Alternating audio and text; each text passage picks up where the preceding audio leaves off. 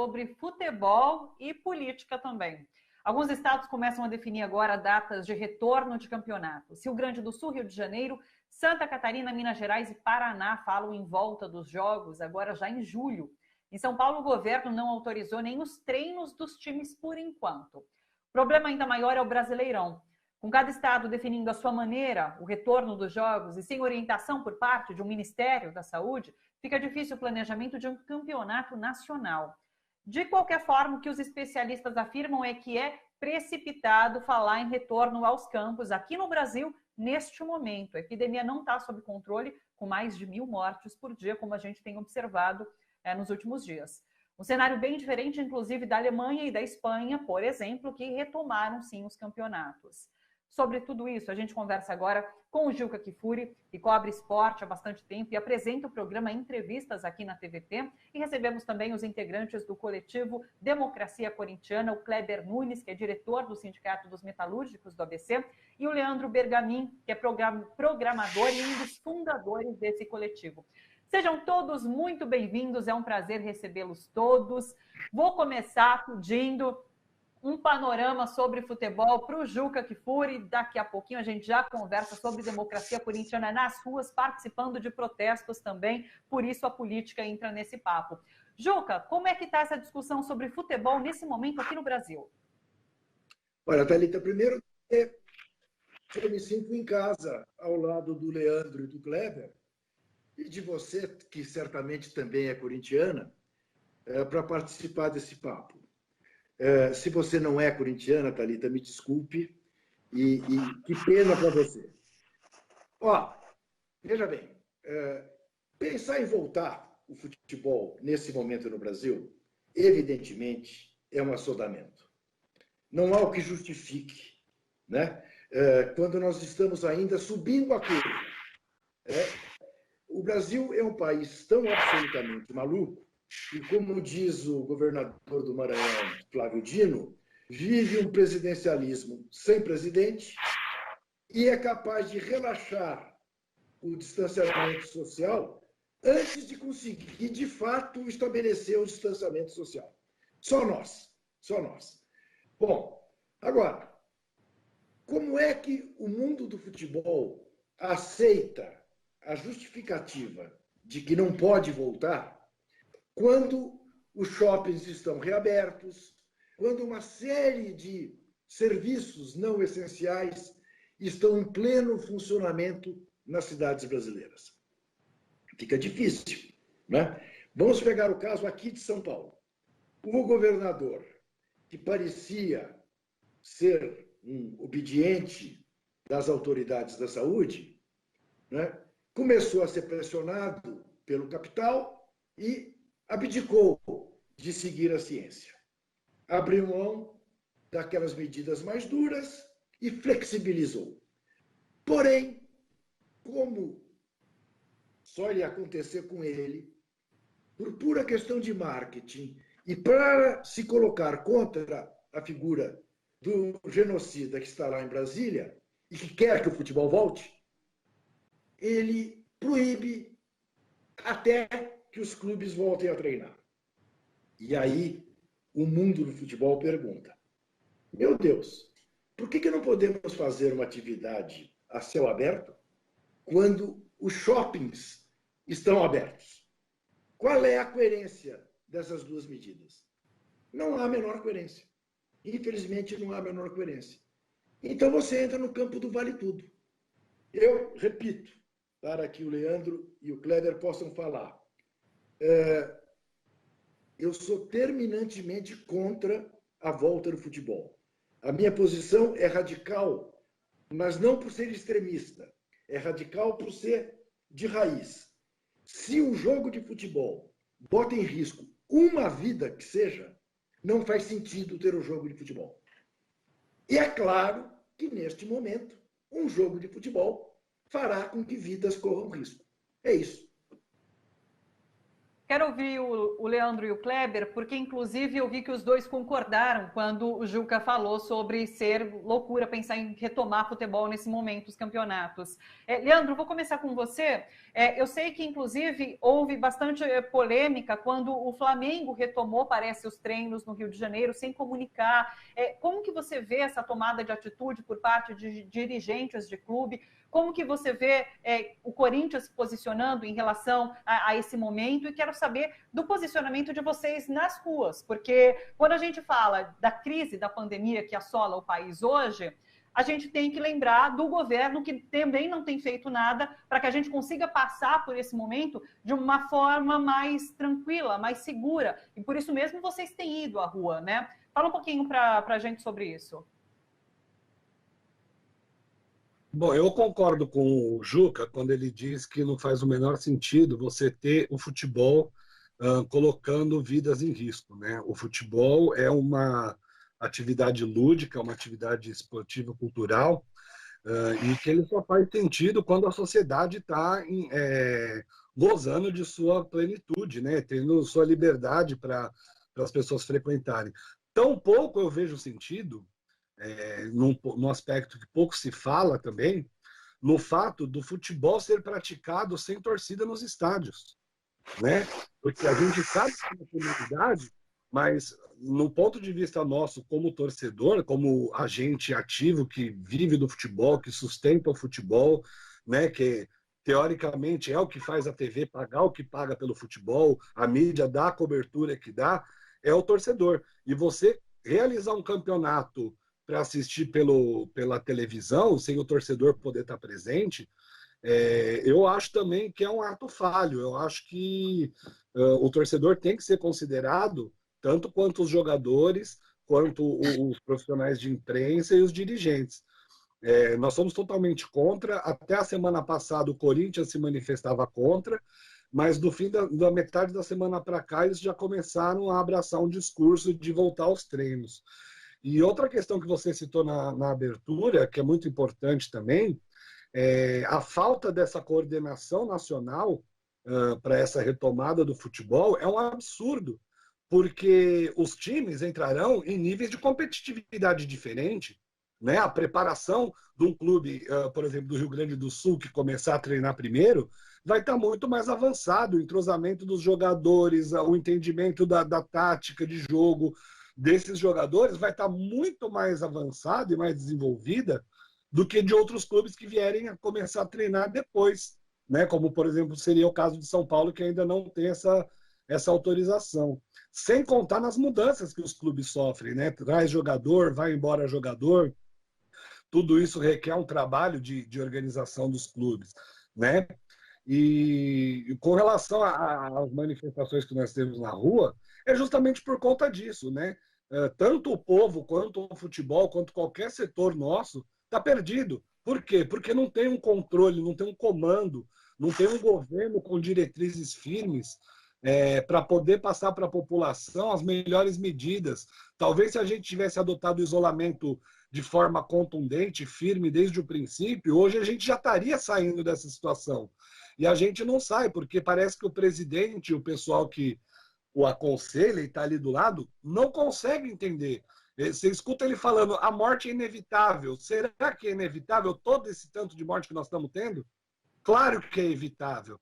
É evitável quando se tem a intenção de evitar, mas não parece ser esse o caso. E é por isso que nós estamos nas ruas, nós conversamos com torcedores de outros clubes, e a grande maioria dos torcedores é contrária à volta do futebol nesse momento. Por mais que a gente sinta falta, que a gente sinta saudade, né, é uma válvula de escape que a gente tem para os problemas do dia a dia, né, e para alguns de nós, outros problemas também que o futebol acarreta, né, mas é impensável voltar ao futebol sem torcida, sem vida, com arquibancadas vazias ou com foto de torcedor na arquibancada, como chegaram a sugerir. Perde o sentido do esporte, né? Perde o sentido de tudo que o futebol representa. Ele passa a ser só mais um negócio, né? Ele deixa de ser uma paixão nacional e passa a ser apenas mais um negócio.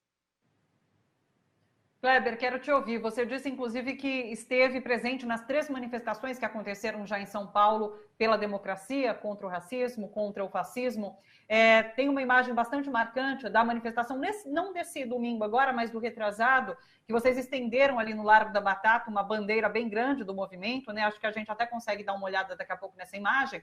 E agora, na manifestação de ontem, também foi bastante marcante uma imagem que rodou da torcida do Palmeiras chegando, e ali a torcida do Corinthians, que já estava ali também naquele momento na Avenida Paulista, aplaudindo a chegada de outras torcidas. Então, fala um pouquinho para a gente sobre o estar na rua, a torcida estar na rua nesse momento. Bom, boa tarde, Thalita, Juca, Leandro. Boa tarde a todo mundo que está assistindo o programa.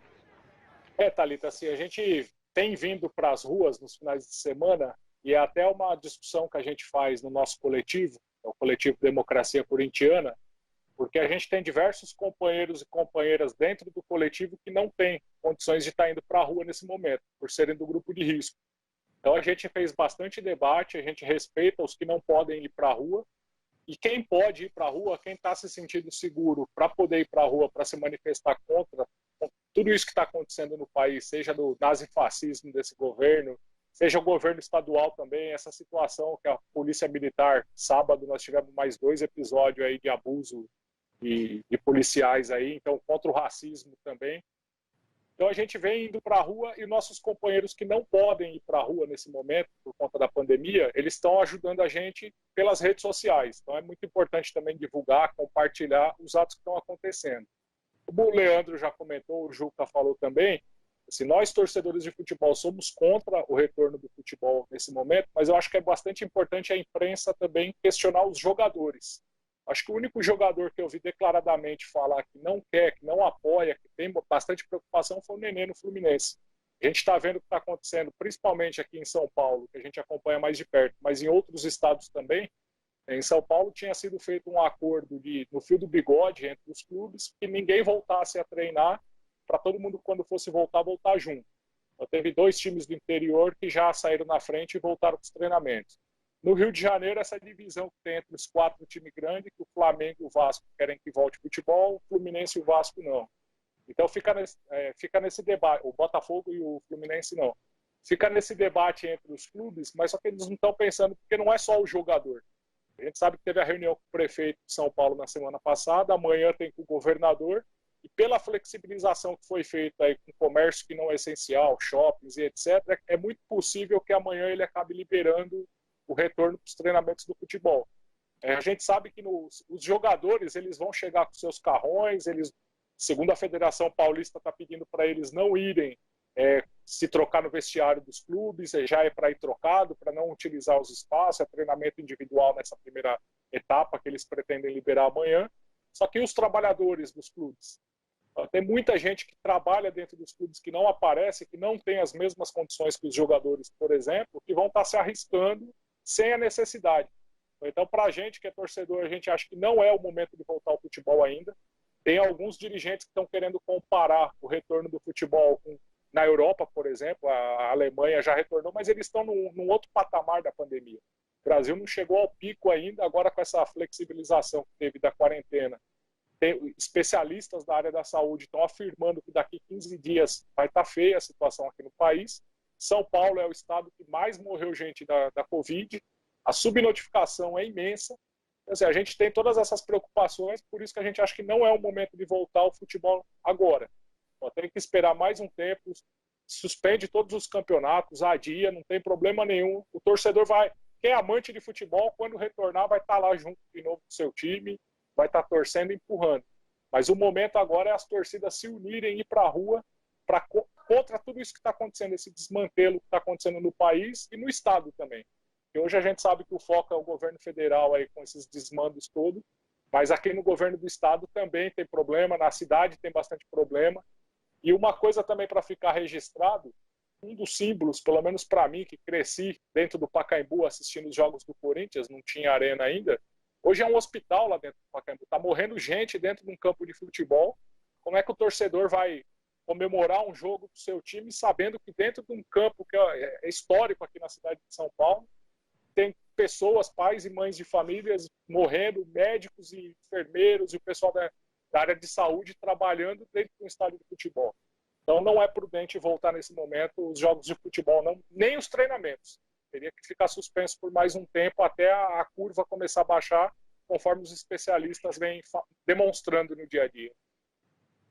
Claro, acho que vocês trazem pontos tão importantes para a gente fazer essa reflexão do momento em que vivemos em relação ao esporte, de fato.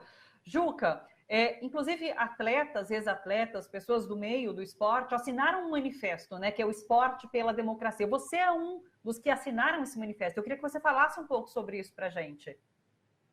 Pois é, aí esse manifesto tem tudo a ver com esse momento dramático que a gente vive, né?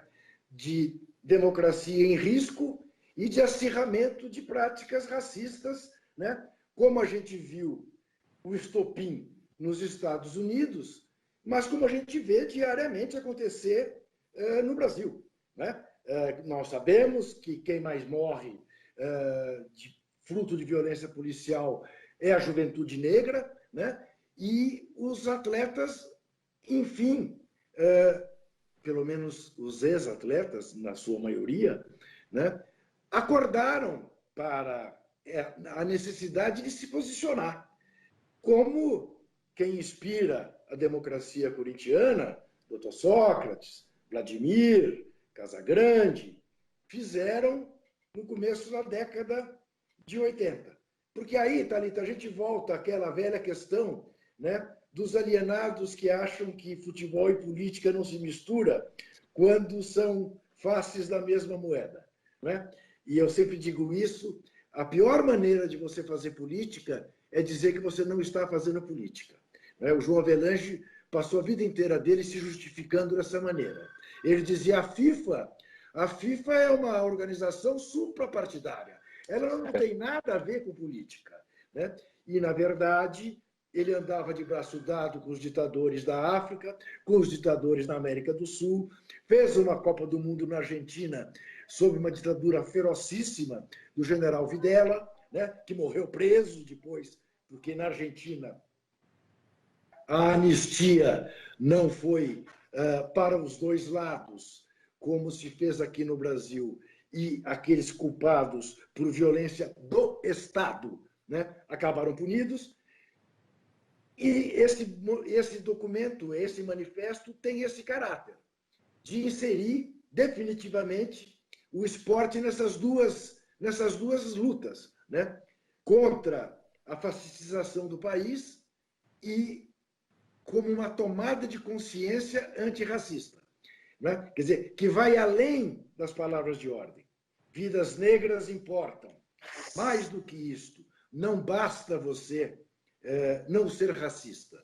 Você tem que ter uma prática antirracista num país que até hoje não se libertou da escravidão, como tão bem demonstra Gessé Souza, né? Então, esta consciência, que redundou, inclusive, ontem num outro manifesto, né, que ocupou uma página toda do Globo e da Folha de São Paulo, né, com 132 assinaturas, uma para cada ano da falsa libertação dos escravos no Brasil. Então, é muito bom que a democracia corintiana, que faz parte histórica da movimentação pelas diretas já, a Gaviões da Fiel, que nasceu para combater um ditador chamado Vadielu, que era presidente do Corinthians e não saía, e que era deputado da Arena, do Partido da Ditadura,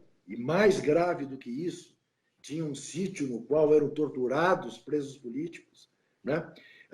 Sempre é bom lembrar, primeira faixa aberta em público pela anistia ampla, geral e restrita, foi aberta na torcida do Corinthians, num jogo Corinthians e Santos, no Morumbi, com mais de 115 mil pessoas.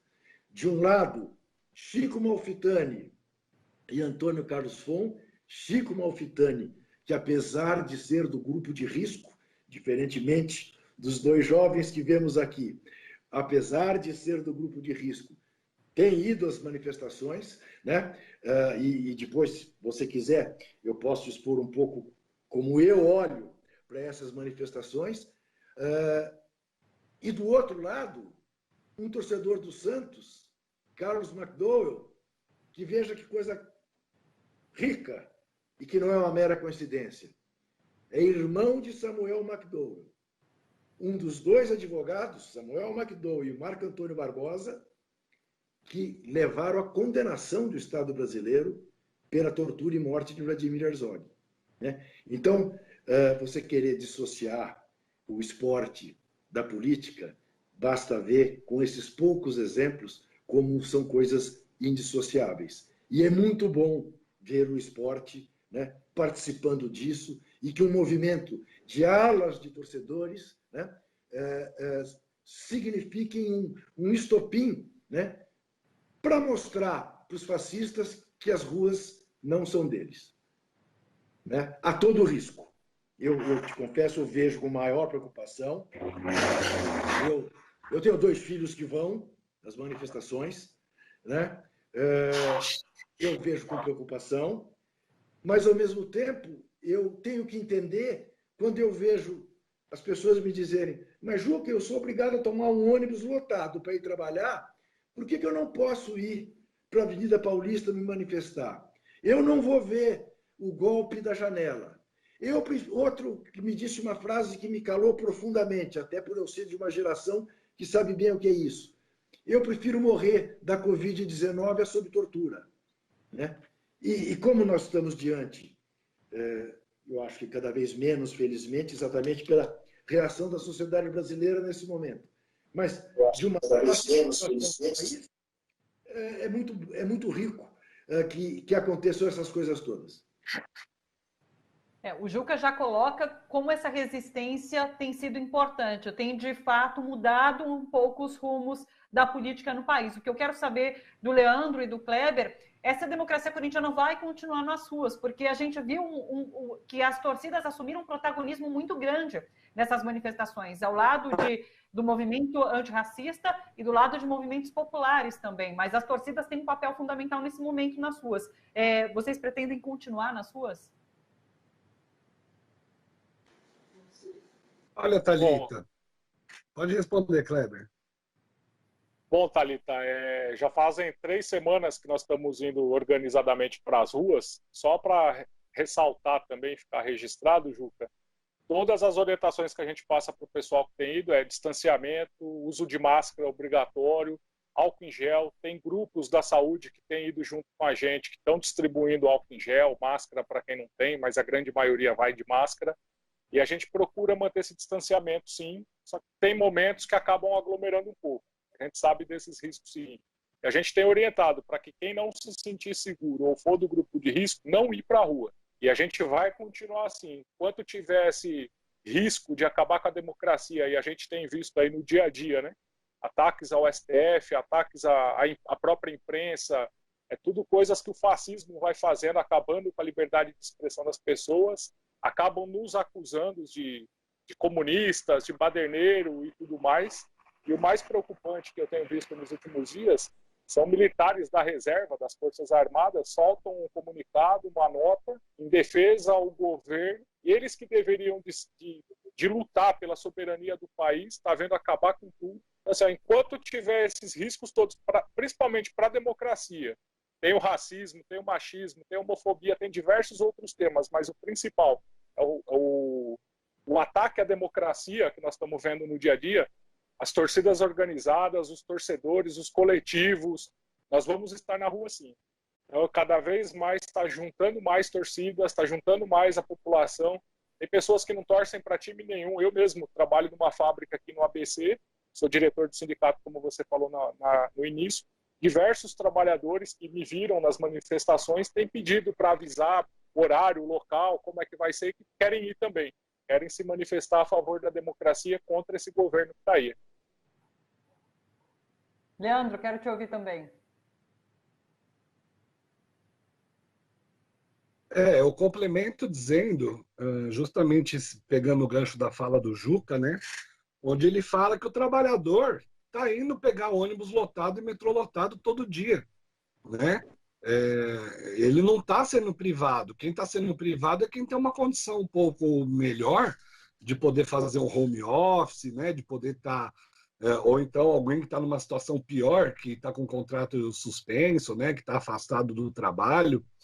Mas a grande maioria... A gente tem que ter o entendimento que normalmente se trata o torcedor de futebol como um cidadão diferente. Mas nós temos dezenas, centenas de profissionais da área de saúde que fazem parte das torcidas organizadas. Né? O torcedor, antes dele ser torcedor, ele é um trabalhador, ele é um pai de família, ele é um cidadão como qualquer outro. Ele só direciona o seu momento de folga, de lazer, pela sua paixão que é o futebol. Né? Então, eu acho que é importante cada vez mais toda a sociedade possível que está já em risco, que já está se colocando, sendo obrigado a ir trabalhar, agora com a reabertura do comércio, dos shoppings.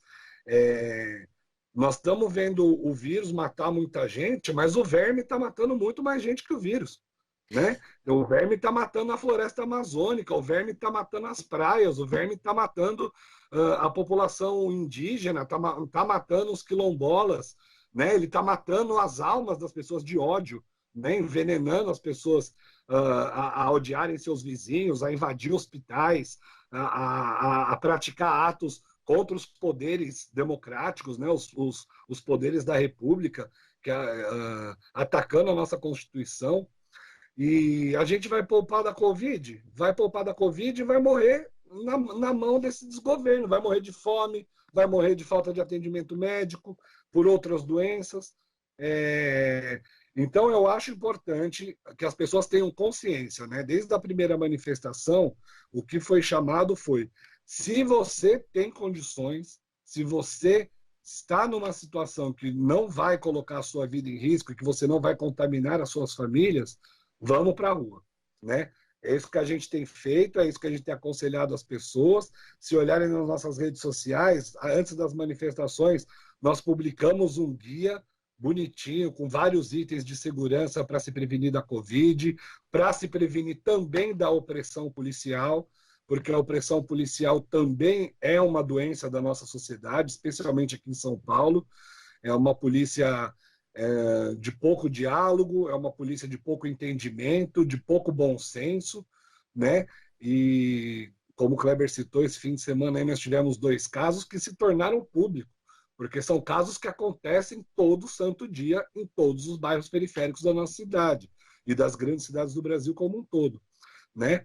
E aqui em São Paulo, eu acredito, não tenho estatística para falar isso, mas me parece que a polícia é mais bem aparelhada do que o próprio Exército Nacional, do que as próprias Forças Armadas, né? Se investe muito pouco em inteligência e muito em arma, né? Muito em policiamento ostensivo aqui em São Paulo.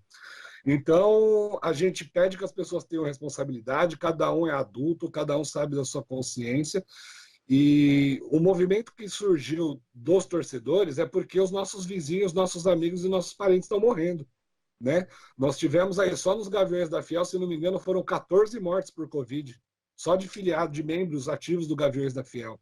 Estou falando de uma torcida. Fora parentes, fora amigos. Eu tive um irmão que pegou Covid, graças a Deus já está curado, mas não tem ninguém entre nós aqui, do nosso pessoal, que não conheça ou não tenha proximidade com alguém que já pegou a doença, né?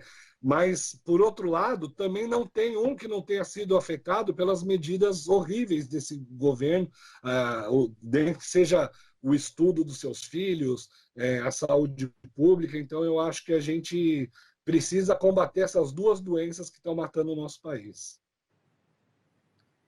Leandro, Kleber, Juca, passaria a tarde aqui conversando com vocês, mas não temos tempo. Quero agradecer demais a participação. Já disse isso, vocês trouxeram pontos importantíssimos para reflexão. Acho que fica isso para o nosso telespectador, para o nosso ouvinte, para o internauta que está acompanhando Bom para Todos. Muito obrigada a todos vocês. Um beijo grande, bom fim de tarde e até uma próxima. Fica o convite para vocês voltarem para a gente continuar esse bate-papo sobre democracia e esporte aqui no Bom para Todos. Obrigada, pessoal.